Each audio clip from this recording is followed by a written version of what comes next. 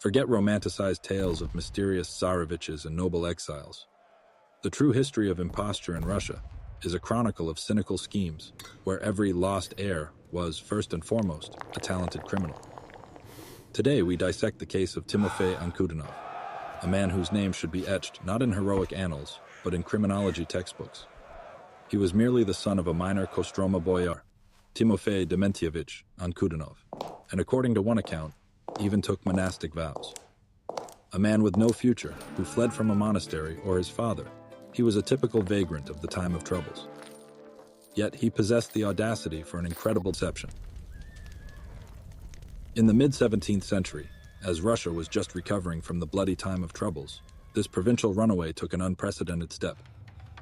He declared himself Tsarevich Ivan Vasilievich Shuisky, allegedly the miraculously saved son of Vasily IV Shuisky. This was not madness, but a meticulously planned, highly risky gamble. Ankudinov embarked on a European tour, deceiving monarchs and adventurers from the Polish-Lithuanian Commonwealth to Venice. He wove intrigues, extracted money and promises, and even participated in military escapades, posing as the legitimate heir to the throne. From an insignificant fugitive, he transformed into an international player, albeit for a brief period. His ability to convince high-ranking individuals of his royal lineage was astonishing. He was received at courts, believed, or at least pretended to be believed, as they saw in him a convenient tool to exert pressure on Moscow. But every fairy tale ends. In 1663, after a series of failures and betrayals, Ankudinov was handed over to Russian authorities in Sweden. The impostor, who had played the Tsarevich for so long, ended his days in Moscow, executed for his crimes. The story of Timofey Ankudinov is not a tragic saga of an unjustly forgotten prince. It is a cold-blooded case study of a professional swindler who plundered European courts for years, using only brazen lies and a complete lack of conscience. He was a calculating fraudster whose royal blood was nothing more than a fabrication for personal gain. But where did this unscrupulous operator come from, whose royal blood was merely an invention? To understand the origins of this grand scheme, one must look beyond the facade of his humble beginnings. Timofey Ankudinov was born into a family where the future was predetermined and ambition was not welcomed. As the son of a minor Kostroma Boyar, he belonged to a social stratum that, at best, could hope for insignificant service, and at worst, for oblivion. It was here that the foundation for deep internal conflict was laid. Imagine, a young, perhaps extraordinary individual trapped within the confines of provincial routine, devoid of prospects, and, according to some accounts, forcibly tonsured as a monk. The monastery, instead of spiritual salvation, became a prison for him. This was not a voluntary sacrifice, but rather coercion, an attempt by his family to rid themselves of an inconvenient son, or to secure him during the troubled times.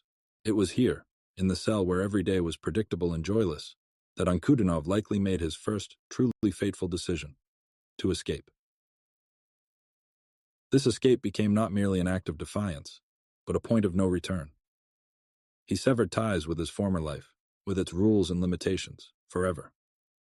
He burned his bridges, leaving behind not only the monastery walls, but also the very idea of submission to fate. During the time of troubles, when chaos reigned everywhere, and yesterday's serf could become a chieftain, and a peasant, a rebel leader, such escapes were not uncommon. Society was destabilized, the lines between social estates blurred, and old traditions crumbled. It was in this turbulent environment, where identity lost its usual anchors and survival depended on cunning and audacity, that Timofey Ankudinov began to forge his new persona. He was no longer just a runaway monk or a boyar's son, but a man without a name, without a past, yet with immense potential to create a future. This period of obscurity, wandering, and hardship likely became his university. He learned to survive, to lie, to adapt. He observed how quickly circumstances changed, how easily people believed in the incredible if it promised them gain. He understood that in a world governed not by laws but by force and deception, the most valuable currency was not money, but influence and persuasiveness. Perhaps it was then, in the depths of despair and hopelessness, that an incredible thought took root in his mind. If fate had given him nothing, he would take it himself. And he would take it big. This was not a path to redemption, but a path to a total redefinition of himself. Abandoning his true self and creating the myth of the Tsarevich became for him not just a way to survive, but an act of vengeance for all the humiliations and injustices endured in the provincial backwater and monastic cell. He didn't just want money. He wanted power, recognition, the life he believed had been stolen from him. Thus, from a deeply traumatized yet incredibly ambitious fugitive, the monster of imposture was born, a calculating, cold-blooded, and utterly ruthless player on the world political stage. Such a monster of imposture as Timofey Ankudinov could not have emerged in a stable era. His phenomenon was a direct consequence of the bloody and convoluted drama that unfolded in Russia at the turn of the 16th and 17th centuries, known as the Time of Troubles. When Ankudinov was just beginning his journey, the country was barely recovering from decades of chaos, civil wars, and interventions. The state, which had recently seemed unshakable, was torn apart, its institutions undermined, and faith in the legitimacy of authority eroded to its core. The newly established Romanov dynasty, which came to power after the expulsion of the Poles, had not yet acquired undisputed authority. The legacy of numerous false Dmitris, false Petroviches, and other miraculously saved Tsarevichs left a deep impression on the popular consciousness. Any story, even the most absurd, about a surviving heir could resonate among those weary of uncertainty and searching for a new, true sovereign.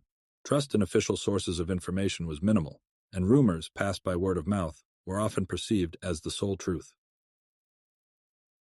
The country's economy lay in ruins. Agriculture was devastated, trade routes destroyed, and the population had shrunk significantly. Poverty and despair gripped vast territories, generating social tension and a willingness among people to follow anyone who promised change, even if those promises were fantastical. Society, having endured a period where serfs became warlords and peasants led rebellions, had lost its rigid class boundaries. Social mobility, operating in a chaotic mode, created a precedent where a person of humble origin could suddenly rise to the top, albeit through deception. On the international stage, Russia remained an object of close attention and intrigue. Neighboring powers, the Polish-Lithuanian Commonwealth, Sweden, the Ottoman Empire, closely monitored the internal situation in Moscow, seizing every opportunity to weaken their rival. An impostor, even the most absurd, became a valuable tool in their geopolitical game. He didn't need to be a real Tsarevich. It was enough to create the illusion to sow discord, divert forces, or gain diplomatic concessions. European courts, pursuing their own interests, were ready to accept and support anyone who could become a trump card against the young Russian state. For them, Ankudinov was less a person than a function, a pawn in a larger game that could be moved or sacrificed depending on the prevailing circumstances. Thus, by the mid-17th century, a unique, explosive mix had formed in and around Russia: undermined legitimacy of power, social disorientation, economic collapse, and constant external pressure. This environment became the ideal breeding ground for the greatest hoaxes, where any audacious lie, told convincingly enough, could become a weapon capable of shaking entire states. It was in such an atmosphere, permeated with distrust and a yearning for miracles, that Timofey Ankudinov found his stage and his audience. Ankudinov immediately set to work, and his first stage was the Polish-Lithuanian Commonwealth. There, in the city of Slutsk in 1653, he openly declared himself for the first time. Not as a runaway monk or the son of a minor boyar, but as Tsarevich Ivan Vasilievich Shuisky, miraculously saved from assassins. This seemingly absurd lie found fertile ground. He managed to convince the influential Prince Janusz Radziwiłł, a powerful magnate, of his royal identity. How? Ankudinov was a born actor. He knew how to carry himself, how to speak, with dignity, yet with a touch of tragic flair befitting a saved heir. He spun tales of his miraculous escape, of loyal servants, and of conspiracies that had brought him to Poland. Radziwiłł, far from naive, saw in Ankudinov not so much a true Tsarevich as a powerful tool to pressure Moscow. He provided the impostor with shelter, patronage, and even financial support, which allowed Ankudinov to acquire an entourage and begin living a lifestyle befitting his new status. This was the first major scam, selling a fictional identity for political and financial backing. Ankudinov not only lived at others' expense, but also gained access to political circles where he could sow rumors and weave intrigues. He even began writing letters to European monarchs, appealing to their sympathy and urging them to help him in recovering his legitimate throne. Having established himself in Poland, Ankudinov did not stop. His ambitions were grand, and he understood that to achieve real power, he needed the support of more powerful players. His next target was the Holy Roman Empire. In 1654, he traveled to the court of Emperor Ferdinand III. Here, his tactics changed. He was no longer merely seeking asylum, but actively pursuing recognition and military aid. Ankudinov masterfully played on the fears of European powers regarding Russia's growing strength, presenting himself as the only legitimate ruler capable of stabilizing the region. He promised territorial concessions, military alliances, and even religious compromises if he were to receive assistance. The emperor, like Radziwiłł, harbored no illusions about Ankudinov's origin, but saw in the Tsarevich a lever to pressure Tsar Alexis Mikhailovich.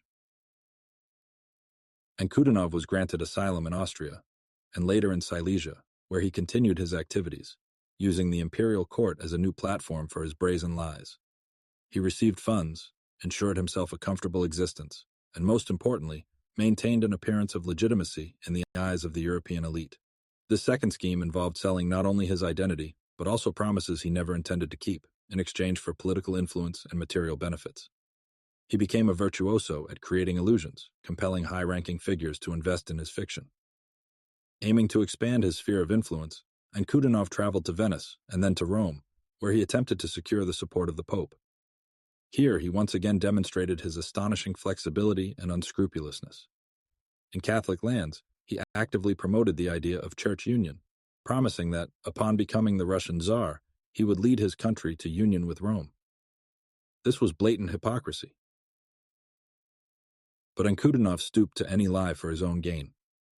He played the card of religious schism, promising the spiritual authorities unprecedented advantages if they supported his claim to the throne. Every stop he made, every new promise, was part of a meticulously constructed, multi-stage fraudulent scheme where he sold his fabricated identity and even more fabricated obligations for real money, political patronage, and the opportunity to continue his dangerous game. Timofey Ankudinov was not merely a liar. He was a masterful psychologist and manipulator whose personal qualities transformed him into an ideal instrument for a grand geopolitical game. His main weapon was an intense charisma, not the kind inherent to born rulers, but one forged in the crucible of despair and ambition. He possessed an astonishing ability to instantly read an interlocutor, understand their hidden motives and fears, and then, like an experienced theater director, present precisely the version of himself that was needed at that moment. To Catholic hierarchs, he was a devout prince ready for union. To the emperor, an ally against powerful Moscow. To Polish magnates, a lever of pressure against the Romanovs. His voice, manners, even his gaze, everything worked to create a meticulously crafted illusion. He didn't just declare his origin, he performed it, with such conviction that even the most astute politicians found themselves ensnared by his artistry. Ankudinov masterfully exploited the effect of novelty and scandal. The appearance of a miraculously saved Tsarevich in Europe was, in itself, a sensation that fueled interest and curiosity. He did not shy away from spreading rumors about the cruelty of Moscow authorities, about his heroic escape, and about the conspiracies that pursued him.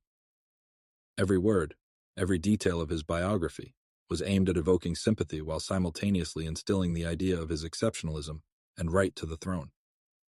He created an aura of martyrdom and grandeur around himself, which served as the perfect backdrop for his grand scheme. Ankudinov brilliantly mastered the technology of influence, relying on two key pillars, greed and fear. He didn't beg, he offered. European monarchs and aristocrats were willing to invest in his fiction because he promised them unprecedented advantages, territorial concessions, lucrative trade agreements, and the weakening of Russia if he were to ascend its throne. He played on their geopolitical ambitions, transforming himself from a supplicant into a purveyor of potential benefits. The impostor skillfully chose his experts, not those who could confirm his identity, but those who held the most weight in the eyes of the European elite. Prince Radziwiłł, Emperor Ferdinand III, the Pope, their acceptance of Ankudinov, even if cautious, created the necessary precedent and legitimized him in the eyes of others. His personal capacity for adaptation was phenomenal. He changed legends, promises, and even his religious affiliation with astonishing ease, adjusting to the demands of the moment and the audience's expectations. From a runaway monk, he transformed into a Tsarevich, from an Orthodox believer into a proponent of union with the Catholic Church, from a victim into a potential monarch. This unscrupulousness, multiplied by natural intelligence and audacity, allowed him not only to survive but to thrive, creating fortunes and political intrigues out of thin air. He was the living embodiment of the idea that in an era of total chaos and distrust, the most convincing lie is the one the deceived themselves want to believe. His appearance on the European stage was no accident. Behind the impostor, skillfully manipulating ambitions and fears, stood powerful forces pursuing their far-reaching goals. Polish magnates, such as Prince Janusz Radziwiłł, saw in the Tsarevich an ideal instrument for weakening their eastern neighbor. For them, Ankudinov was not so much a legitimate heir as a living time bomb, capable of exploding the internal stability of the Muscovite tsardom. By supporting him, they counted on territorial concessions, advantageous trade privileges, and, most importantly, a constant source of unrest to distract the Romanovs from consolidating their power. They invested in chaos, hoping to reap a harvest of political dividends. Similar calculations motivated the Holy Roman Empire. Emperor Ferdinand III, closely monitoring Russia's strengthening, could not miss the chance to use the supposed Tsarevich. For Vienna, Ankudinov became a valuable trump card in the grand European game. He was a tool allowing them to create tension on the eastern borders, threaten Moscow, and keep it in constant diplomatic and military strain. Imperial diplomats, fully aware of the fictitious nature of his claims, nonetheless provided him with asylum, funds, and, most importantly, a platform for further intrigues. They did not believe in his royal origin, but they believed in the power of his deception as a lever of pressure. Even the Pope, to whom Ankudinov appealed with promises of church union, saw in him a potential path for expanding Catholic influence. For the Vatican, always striving for the reunification of the Eastern and Western churches, the false Tsarevich was perhaps the last chance to realize this age-old dream. Even if fleeting, the hope of Russia's conversion to Catholicism was enough to provide him with indirect yet tangible support. Each of these patrons, whether a secular ruler or a spiritual hierarch, was not deceived by naivete.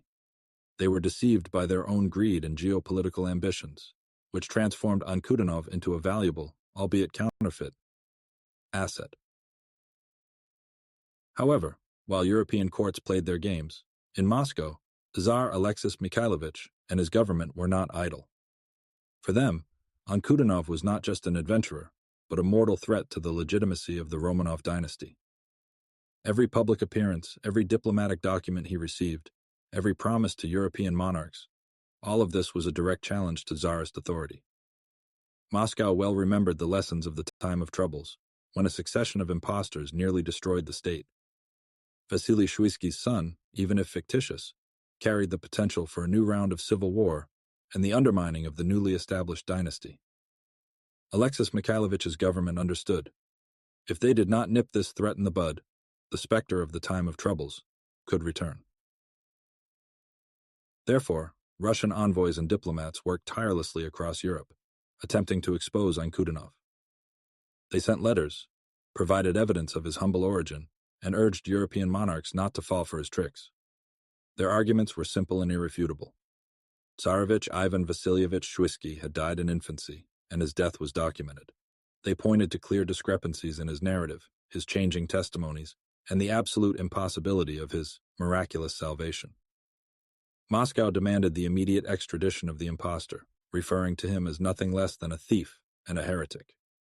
This was not merely diplomatic correspondence, but a veritable information war, where each side sought to discredit the opponent and assert its version of the truth. For Tsar Alexis Mikhailovich, Ankudinov's capture and execution became a matter of principle, a question of state security and the preservation of the dynasty. But even the greatest actor eventually makes a fatal mistake. After a series of successful maneuvers and clever deceptions, fortune turned its back on Timofey Ankudinov. His grand adventure, which had seemed unshakable, began to show cracks. European courts, cleverly deceived by his promises, gradually lost interest in him. The promised territorial concessions and alliances remained only on paper, and Moscow, relentlessly pressing its neighbors, ensured that the real state of affairs was not forgotten. Poland and the Holy Roman Empire, once hospitably opening their doors to him, felt that the game was not worth the candle. Ankudinov was transforming from a valuable asset into a liability, whose presence only complicated relations with their powerful eastern neighbor. Wandering from court to court, Ankudinov increasingly encountered cold calculation, rather than a willingness to believe in miracles. His former patrons, sated with empty promises, began to turn away. Moscow's diplomatic pressure intensified. Russian envoys tirelessly reminded everyone of his true, humble origin and his crimes. The imperial court, and then Poland, one after another, closed their doors to him. The impostor, accustomed to luxury and universal attention, found himself at a crossroads. His last hope, his final refuge on the map of Europe, became Sweden. Perhaps he calculated that the northern kingdom, also having its own scores to settle with Russia, would provide him with a new platform for intrigues. But this proved to be his fatal mistake. In 1662, upon arriving in Stockholm, Ankudinov made a final attempt to revive his grand deception. He again sent out letters and sought audiences, but this time his words did not find the same resonance. Swedish authorities, unlike their southern neighbors, proved to be far more pragmatic. They carefully listened to the arguments of Moscow's diplomats, who provided irrefutable evidence of Tsarevich Ivan Vasilievich Shuisky's death and Timofey Ankudinov's true biography. Moreover, Sweden at that time no longer needed such a risky instrument for pressuring Moscow, preferring more stable diplomatic relations. Under pressure from the Russian Tsar, Alexis Mikhailovich, Swedish authorities made a decision that put an end to the multi-year fraud. In 1663, Timofey Ankudinov was arrested in Stockholm. This was not merely an arrest.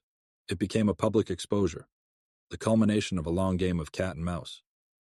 The man who had led European courts by the nose for years was apprehended as an ordinary criminal. His royal blood proved to be nothing more than a fabrication, now confirmed not only by Moscow, but also by the Europeans themselves, whose interests had shifted. A long and humiliating journey home awaited him. Under the escort of Russian Streltsy, Ankudinov was transported across Europe, like a trophy, as proof of the Romanovs' strength and legitimacy. Every mile of the journey symbolized his downfall, from an international adventurer to a shackled prisoner. Upon arriving in Moscow, he was immediately imprisoned. There, in the torture chambers, he was forced to confess his true origin, reveal the details of his deceptions, and name his patrons. Interrogations lasted for months, extracting everything he knew about his connections with European courts. This was not merely punishment, but a demonstration of the power of Russian justice, and a warning to all who would dare to encroach upon the Tsar's throne. The sentence was predictable and severe. For treason, deception, and heresy, Timofey Ankudinov was condemned to death. In 1664, on Red Square in Moscow, the former Tsarevich Ivan Vasilievich Shuisky was beheaded. His execution became not only an act of retribution, but also an important political statement. It definitively put an end to the audacious pretender's story, showing the world that while the era of grand mystifications capable of shaking the foundations of the state might not have ended, it had become far more perilous for those who dared to attempt them. Ankudinov's story, which began as a fantastic ascent, concluded with a brutal fall, serving as a lesson for all future adventurers. Ankudinov's execution on Red Square was not merely an act of retribution, but a grand spectacle with far-reaching consequences for all participants in this multi-year drama. For the European courts that had supported the impostor for years, the culmination of this story resulted in tangible financial losses and a diplomatic fiasco. Prince Radziwiłł, Emperor Ferdinand III, the Pope. All of them invested not only political capital, but also real money in Timofey Ankudinov, for his upkeep, his retinue, his numerous travels and intrigues. These funds, amounting to thousands of gold coins, were irrevocably lost, becoming an unprofitable investment in deception. Neither the promised territorial concessions, nor trade preferences, nor church union, none of his fantastical pledges were fulfilled, nor could they have been. Supporting the false Tsarevich, turned out to be not a lever of influence for them, but a costly mistake that undermined their reputation and demonstrated their vulnerability in the face of cunning falsification. The political blow was no less severe. The countries that harbored Ankudinov found themselves in an awkward position. Their attempts to use him to destabilize the Muscovite Tsardom not only failed, but also led to increased diplomatic pressure from Russia. Moscow's envoys, armed with irrefutable evidence, could now accuse European courts of aiding a state criminal. This forced them to make concessions and extradite the impostor, demonstrating that their geopolitical ambitions could not always supersede pragmatic calculation and international legality. For the Russian crown, conversely, the resolution of Ankudinov's case was a triumph. The capture, public confession, and execution of the impostor definitively solidified the legitimacy of the Romanov dynasty. Alexis Mikhailovich's multi-year efforts to expose and apprehend the miraculously saved Tsarevich were crowned with success, demonstrating to the entire world the immutability of his power and the strength of the Russian state. This sent a powerful message to both internal agitators and external adversaries. Moscow could reach its enemies even beyond its borders. Furthermore, Ankudinov's interrogations in torture chambers provided the Tsarist government with invaluable information about the impostor's connections, his European patrons, and their plans and intrigues. This intelligence became a crucial tool for Russian diplomacy, enabling it to better understand the motivations of its European counterparts and more effectively counter their pressure. Financially, Russia avoided direct losses associated with Ankudinov, apart from the costs of the lengthy diplomatic campaign to capture him. However, the indirect benefits were immense. Eliminating the threat of a new period of the time of troubles allowed resources to be concentrated on economic recovery and the strengthening of central authority. The stability brought by this victory contributed to gradual economic growth and the restoration of trade routes, which had been destroyed by decades of chaos. Thus, the case of Timofey Ankudinov, which began as an audacious deception by one individual, concluded with far-reaching political and financial consequences for all of Europe. It served as a catalyst for re-evaluating approaches to international relations, demonstrating that even the most convincing lie cannot indefinitely withstand a state apparatus acting with resolve and persistence. For Russia, this symbolized the definitive overcoming of the time of troubles and the strengthening of the Romanovs' position on the international stage. It was not merely the end of one adventure, but a significant step in the formation of a strong and centralized Russian state capable of defending its interests and legitimacy against any challenges. The story of Timofey Ankudinov, which ended so decisively in Moscow, paradoxically faded into oblivion, or, conversely, transformed into something else entirely, a legend. In collective memory, he is rarely depicted as a cynical thief who skillfully defrauded European courts. Far more often, if his figure surfaces at all, it is enveloped in the romantic aura of a mysterious pretender, a victim of circumstances, or at the very least, an incredibly audacious adventurer who defied the system. Herein lies one of the deepest paradoxes of his legacy. The truth about a calculating swindler whose royal blood was merely a fabrication for personal gain was supplanted by a far more convenient and captivating myth. The human mind tends to simplify, preferring the image of a rebellious hero to a cold-blooded schemer whose actions were dictated solely by greed. Inconvenient details were discarded over time, leaving only the bare outline. A man from nowhere deceived the powerful of the world and fell victim to a mighty state. This distortion constitutes his true, albeit unintentional, legacy. Ankudinov, without knowing it, became a symbol not so much of imposture itself, but of the boundless power of narrative. He demonstrated that a convincing story, even if fabricated from beginning to end, can influence events, manipulate monarchs, and move entire powers. His phenomenon serves as a reminder of how easily truth can be buried under layers of appealing falsehoods, especially when those falsehoods promise benefit or satisfy hidden desires. European courts were not naive. They wanted to believe his legend because it was advantageous to them.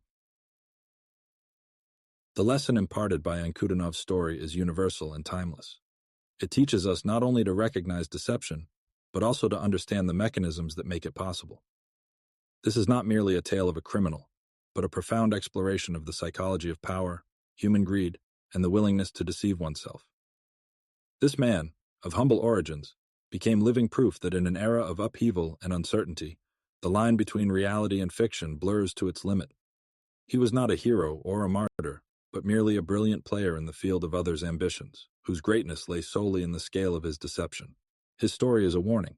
Any grand scheme of